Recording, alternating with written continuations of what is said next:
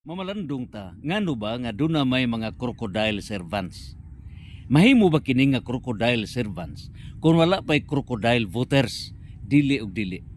So ang hinungdan ngano nga dunay crocodile congress, crocodile Malacañang, crocodile government servants, tungod sa crocodile voters, pinaagi sa vote buying nga nagsugod kana atol sa piniliay. Nan karon aron makuha nato ang cause and effect ato sab kini nga itandi nining mga sakayan. So kining sakayan mulutaw ba kini, masakyan ba kini kung walay dagat? So dili gyud mahitabo nga kining sakayan mahimong functional kung walay dagat.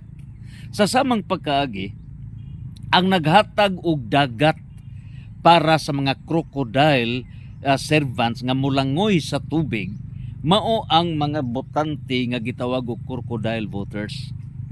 So, based on the cause and effect in solving the problem, there can be no effect without the cause. O kay ang hinungdan ngano nga nangawkaw ang government servants, it's because nga dako kini gasto atol sa piniliay. Ug busa kung gusto ta nga mahunong na kining crocodile government, crocodile congress, crocodile Malacañang, crocodile nga servants, kinahanglan sumpuon nato at the first step mao ang katawhan nga dili na mamahimong crocodile voters ang katawhan. So, respond. Uyon ka ba nga undangon na kining crocodile system sa governance?